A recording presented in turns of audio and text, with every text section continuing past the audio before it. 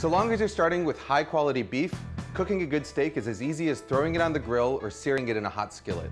But if you want perfect steak, and I'm talking steak with a rich, brown, crackling crust and a medium rare core that extends all the way from edge to edge, then you need to take your technique to the next level. Now, traditional methods like broiling, grilling, or searing in a skillet leave you with one problem.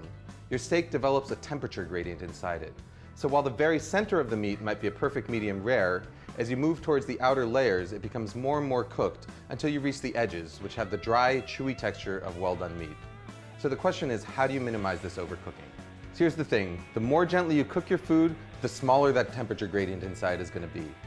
So for instance, if you cook a steak in a 500-degree oven, you're going to develop a pretty thick band of gray meat inside. Cook that same steak in a 250-degree oven, and that gray band shrinks significantly. You may have heard of a concept called sous vide cooking, and the idea here is to take that low temperature cooking to the extreme. With sous vide cooking, you place your steak inside a sealed plastic bag and then put that plastic bag in a water bath held at the exact temperature that you want to serve your steak at, say 130 degrees for medium rare.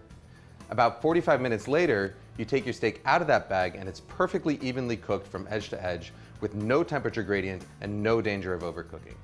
The problem is that sous vide equipment is really expensive, but there's an alternative, a regular old $30 beer cooler. Even though a cooler is designed to keep cool things cool, it's equally good at keeping hot things hot. So all you've got to do is fill it up with hot water, adjust the temperature with boiling water or cold water, and then place your bag meat inside it to cook. So long as you start a few degrees higher in order to compensate for the heat loss when you add your meat, it should be able to maintain its temperature for the 45 minutes required to cook most steaks, pork chops, lamb chops, chicken, or fish. You can cook your meat either in a cryovac style bag or in a regular heavy-duty Ziploc bag. In order to get the air out of a Ziploc bag, put your meat inside it, zip it up most of the way, and then slowly lower it into the water, sealing it just as the air is forced out. You've probably noticed one glaring problem. Your steak develops no crust or color. You're going to have to add this after it comes out of the cooler. Now you can do this on a grill if you want to cook outside, but my personal favorite way is to finish it in a cast iron skillet. Just heat up some oil over the highest possible heat while you carefully dry the outside of the steak in order to help it brown faster. Season the steak generously with salt and pepper, and once the oil starts smoking, add the steak to the pan along with a couple of pats of butter. Cook the steak just until it's browned on both sides, about a minute or two, and then to finish it off, hold it up vertically with tongs in order to get the edges. The beauty of this method is total flexibility in terms of timing.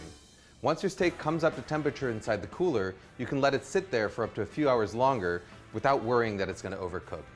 Your steak is going to be hot and ready to sear as soon as you're ready to eat. You want to up your game even further? Then get yourself one of these guys. By combining the intense heat of a propane torch with a cast iron skillet, you can get a steakhouse quality char in a matter of moments. Just make sure that you shut off your smoke detectors first. It may take a little bit more time, but if you're willing to put in the effort, this is the best quality steak you can get at home.